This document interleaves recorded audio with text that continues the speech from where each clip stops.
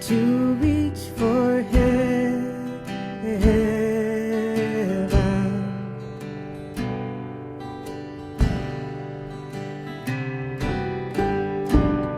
Welcome back to part 2 of the Wednesday edition of The Attitude with Arnie Arneson and producers Stephen J. and Stephanie Collins. You know the drill, we're recording on Tuesday morning. So, I'm not shocked, but I'm dismayed by what happened in Buffalo. In some ways, it's so damn predictable. Too many guns, too much anger, too much influence by the GOP and Fox News. And a young man who probably has some mental issues, but it's probably a lot more than that, becomes sort of inspired, infected, whatever, to take this idea of replacement theory, that somehow the whites are being replaced by immigrants and blacks and gays and whatever, and decide to take action. And action for him was a gun and a massacre. Of course, we're talking about Buffalo. And much of it was motivated by racial hatred.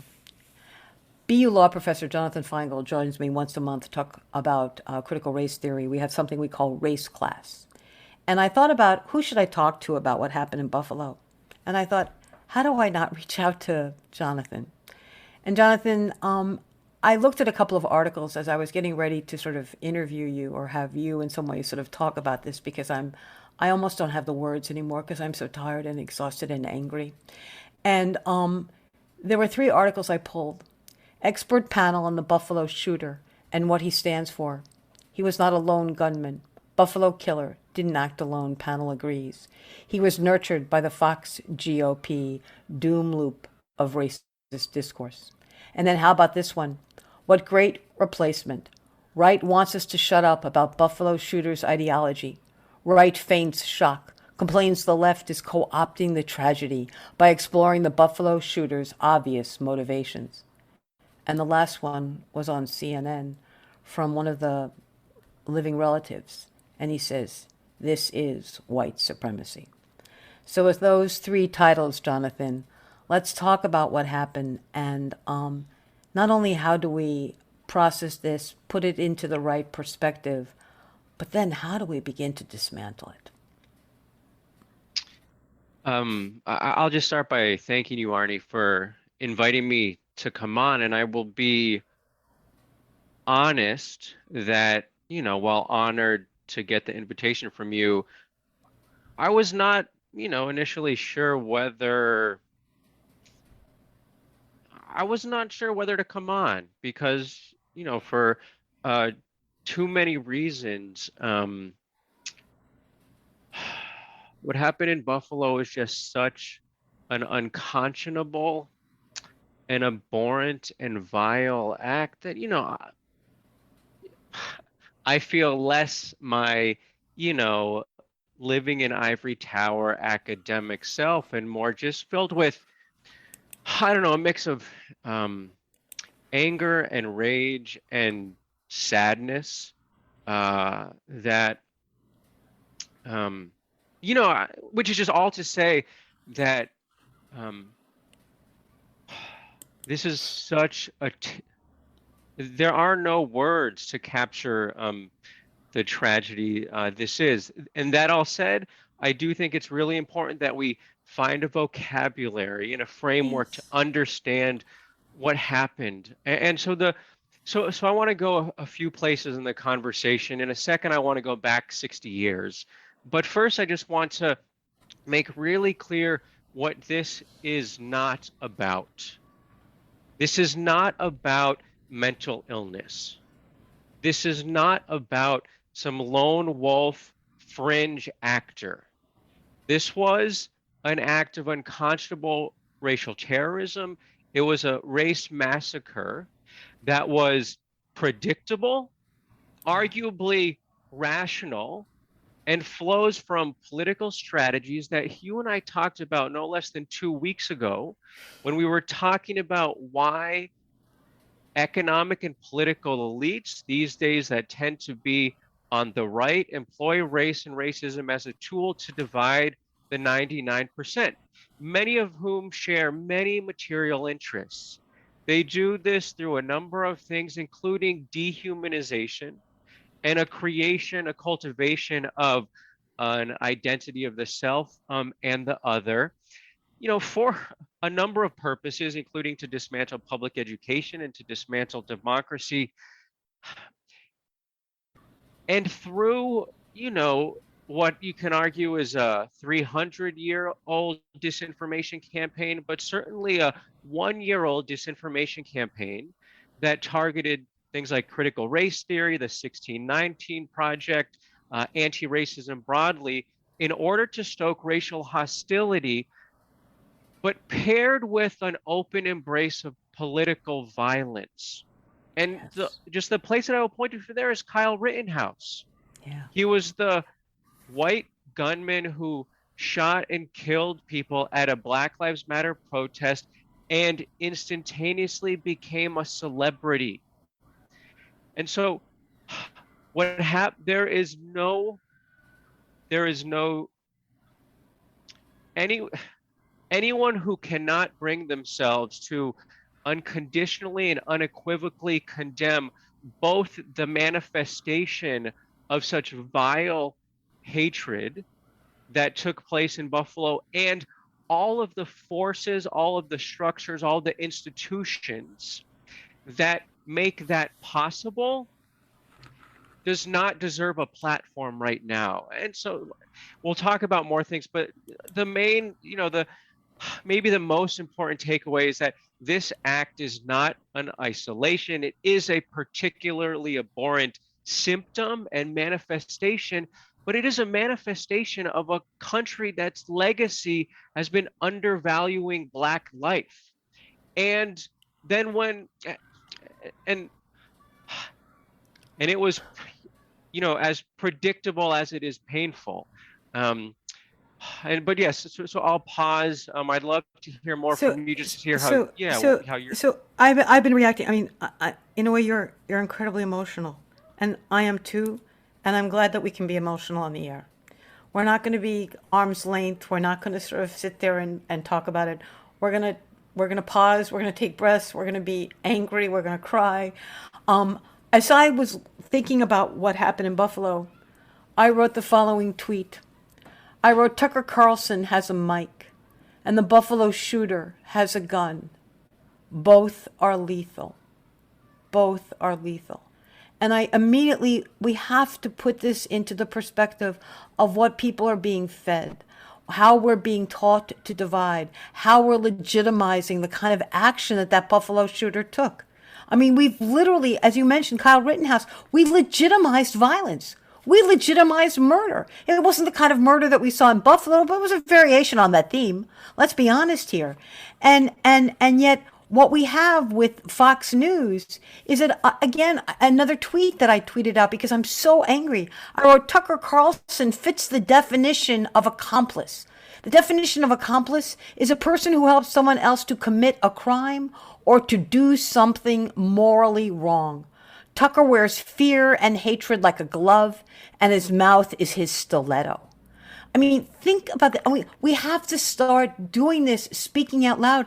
But Jonathan, what I am so concerned about is Fox News has a huge audience. Fox News gets advertisers. Fox News has unlimited access to everyone. They just reinforce this. Now they want to sort of deflect the blame. And yet, as we learned in, what is it, the New York Times, the Washington Post, how many times has Tucker Carlson talked about this replacement theory stuff? I mean, obviously, we know that education is valuable. Education is power. That's why they want to make sure that we actually marginalize and get rid of public education, or we get rid of things like, things that make people uncomfortable. Well, frankly, let me tell you something. Fox News makes me uncomfortable. How come we're not talking about that? Yeah, so I think, you're exactly right, and everyone is exactly right who is identifying, spaces like, the stuff that comes out on, his show and other right-wing outlets as, just a breeding ground for a lot of like deeply hate-filled ideas and ideologies, including, something like great replacement theory. On the other, you also know that often, Arnie, I'm less interested in certain ways as an academic on the racial narratives that the right is crafting. And I'm often looking at, either the center or the left and see what are the competing narratives, the competing stories that are coming from the places that many of us would, more instinctively identify with the racial justice camp. And where I've been disappointed is and to be honest, I certainly don't know what President Biden is saying today, or like the full, um, comprehensively how he's responded. But one thing that I did see was that, like, he was asking for a moment of unity. I think that misses the big picture. The forces that lead to something like Buffalo are at their core anti-democratic. Yeah. And so, to the extent we want to think about how to respond, it has to start with confronting anti-democratic forces. And we see this, all over the place. And because what we have seen throughout our history as a country, and what we can see sort of embodied in this, particularly horrible act, is that in any moment in which our country even aspires to be more democratic, and by more democratic, I mean things like expanding suffrage, expanding the right to vote to all people, or striking down racial segregation.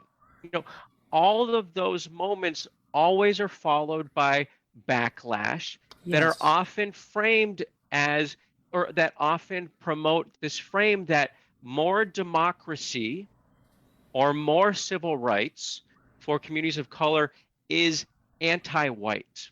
Now, that is the message that we heard from the right really since the summer of 2020. The attacks on anti-racism, the attacks on critical race theory, it was caricature and distortion. But the underlying argument was these things that in substance are simply asking for a more inclusive society, a more democratic society. The claim was that these things are A the threat. quote unquote racism. These are the threats. And so let me actually just take us back 60 years for a second. So it turns out that today is the day we're recording. It'll be yesterday when people listen. 60 years ago today is when the Supreme Court announced the decision in Brown v. Board of Education. Wow. And I think many people are generally familiar with Brown. It was the decision in which the Supreme Court struck down racial segregation in public schools. And what's often lost from the history is that 2 years later, we encountered a different manifesto, the Southern Manifesto. Now, the Southern Manifesto was a document that was signed by about 100 of roughly 120 Southern senators and House members. So these are House members from post-Confederate states, that was decrying Brown v. Board of Education as a overreach by the Supreme Court, and was inviting explicitly Southern states to resist mandated integration. And I'm just going to read a quote from the manifesto, in part because it sounds quite familiar today. And so here's the quote. This unwarranted exercise of power by the court, and so I'm annotating here, referring to Brown v. Board of Education, contrary to the Constitution, is creating chaos and confusion in the states principally affected, that being the South. It is destroying the amicable relationship between the white and black races that have been created through 90 years of patient effort by the good people of both races. 90 years, that's an allusion to period of Jim Crow that follows moment of Reconstruction, in which it's a period that is marked by racial terrorism. It's, again, reference to Brown v. Board of Education, has planted hatred and suspicion where there has been heretofore friendship and understanding. Oh my God. So in terms of understanding where we are now, we cannot do it unless we see that the response to the summer of 2020 it's not a carbon copy, but it is quite close to what Right. political elites throughout the South, the mode of political organizing and resistance they engaged in following a moment in which the Supreme Court said more democracy. So, Jonathan, what do you want Joe Biden to say? You're kind of like frustrated with the idea of the kumbaya. Let's come together. And obviously everything that's being done on the right is to divide us. So do you want him to say, but this is how you come together? You come together by exercising the franchise. You come together. I mean, do you want him to sort of you want to empower everyone to participate in a democracy? Because the other side wants to marginalize the other. They want to prevent them, voter suppression. They want to kill them, the Buffalo Massacre. They want to do, I mean, in a lot of ways, write the script for Joe Biden. You said you want to look on the left and you want to see what they're saying. You know what the right is doing because the right has been, unfortunately, wildly successful. We saw it in Buffalo. That's the epicenter of their success strategy. That's ultimately, they will say that's not what they want, but in the end, that's kind of what they want. So now the question is your frustration with the other side. If you had to give them sort of 5 talking points, what are those 5 talking points, Jonathan?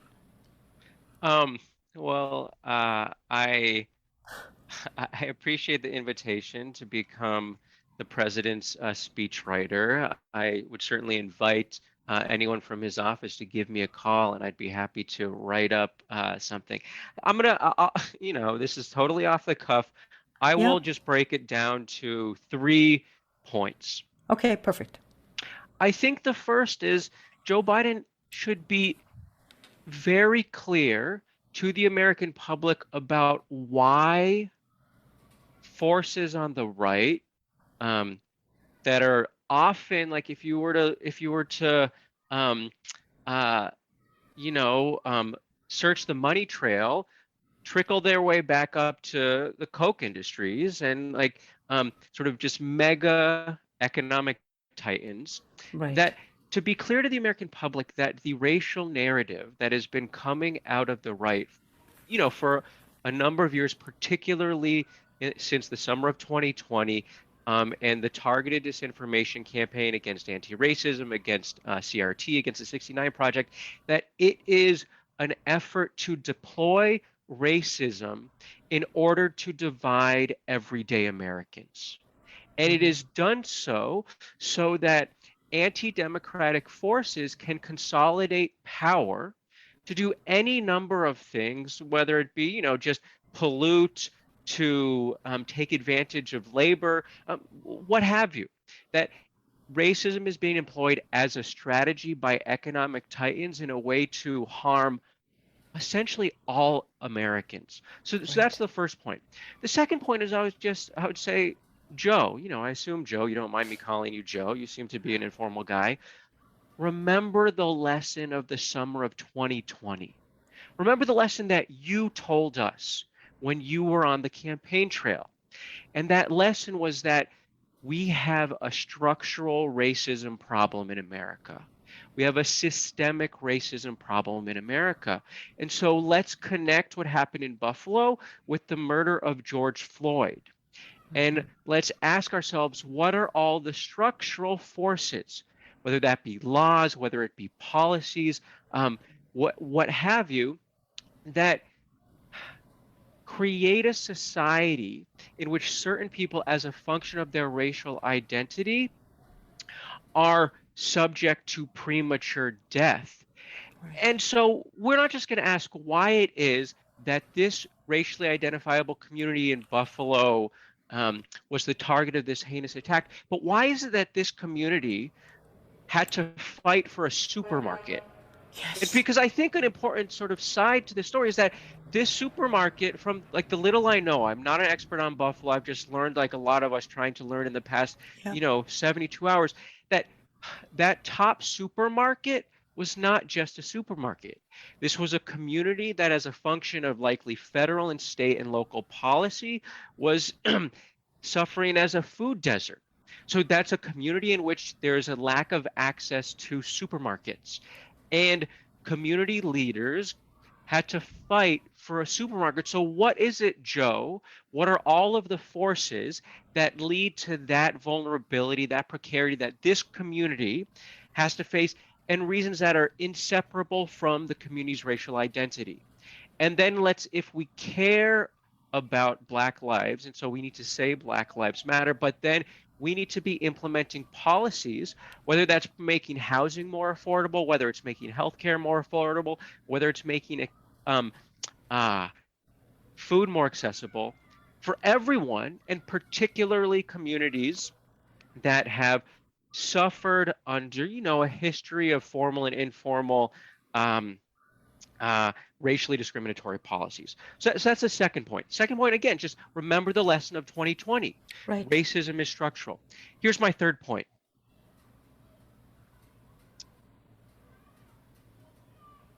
You need to protect public education and the right to vote like democracy depends on it. Yeah. Because it's all connected. And there is a reason why right-wing forces, the same forces that propagate something like great replacement theory, why they went after schools. Mm-hmm. Because, American schools, they're so, many of the folks who I'm in conversation with would be very clear that, American schools, have a lot of growing to do when it comes to teaching a true and robust and comprehensive American history. But at the same time, over the past generation, schools have done a better than worse job in inculcating a sense of inclusion among students that is inconsistent with the rhetoric that, a minority of the country is trafficking in now. And, schools remain the future. And so we need to make clear that when we are having conversations about what should be going on in school, what should not be going on in school, that one thing that must be going on in school, in all of our schools, for the sake of democracy, is an honest, clear-eyed, comprehensive assessment of who we are as a country. And that requires discomfort.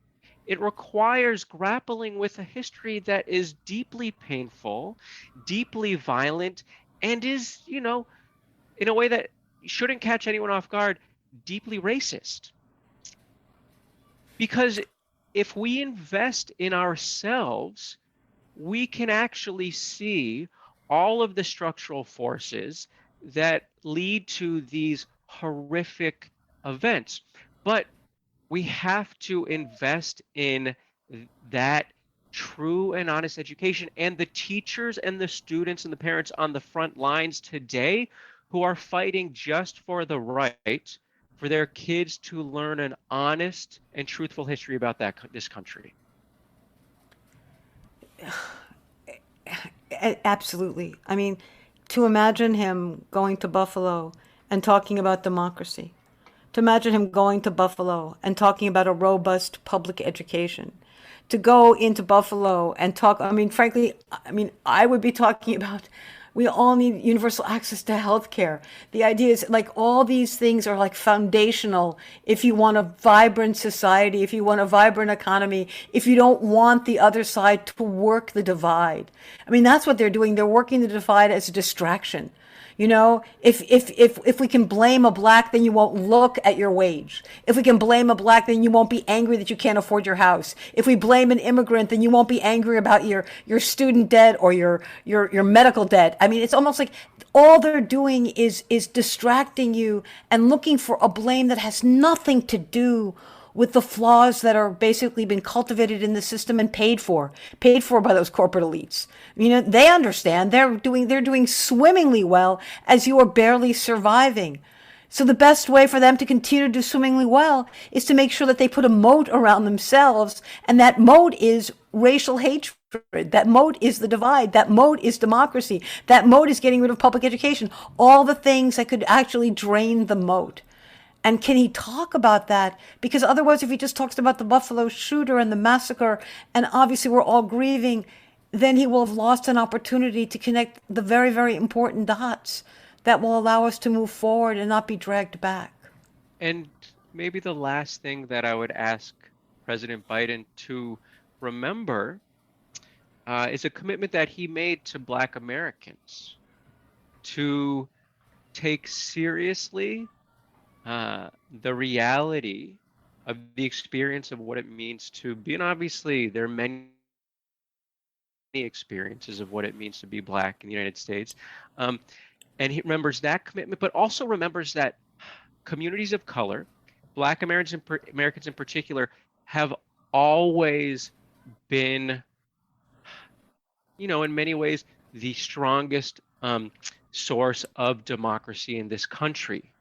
Yeah. Without grassroots organizers from communities of color, from Black communities, none of us would enjoy many of the freedoms that come with democracy that we take for granted today. And so, again, and just like thinking about it from just a purely like, let's save democracy perspective, we all owe a deep debt of yet to be paid gratitude to countless Americans, many from communities of color, many from Black and African American communities, who put in, the work and suffered often the consequences to enable us to have the democratic freedoms that we take for granted. They believed in the dream, but yet they were the ones that were the most denied that dream. And they worked so hard and they struggled so hard for each tiny little piece to get closer to that dream. I think, again, it is that, you don't like to use the word, it is the idea of white privilege. The assumption was it was going to be white males that were going to have the benefit of this society, even though the language doesn't say white men, but the implication at the time was white men. And yet what the language said was so much more expansive. What the language said was so much more of a dream of a better place and a better economy and a better country and a better world. And it's those that were the most denied that have had the greatest struggle. But as they struggled to get to that dream, they kind of secured it for us too. I mean, I guess that's part of it, is that we don't see how much in that same boat we're in. And that in part is because, as you mentioned, the corporate elite are trying to divide us, trying to put holes in that boat so we won't see how much we have to need each other. And therefore, if you blame someone, you don't see their humanity and you don't see the common ground that exists. And that's really their goal. Their goal is to dehumanize and not to see that connectivity. Yes, and Buffalo was a race massacre. It was a hate-inspired attack on a Black community, but it was an attack on all of us. And Yes. it is important that we all see ourselves As part. of this. Jonathan Feingold is a professor of law at Boston University with a focus on critical race theory. He joins us once a month to teach race class. We grabbed him as a result of the Buffalo Massacre, which is what it was and nothing else, and racially motivated for sure. Thank you so much. This is a painful conversation. It's a difficult conversation. Finding words is even hard, but I'm glad I tried to do it with you, so thank you for joining me. Thanks, Arnie.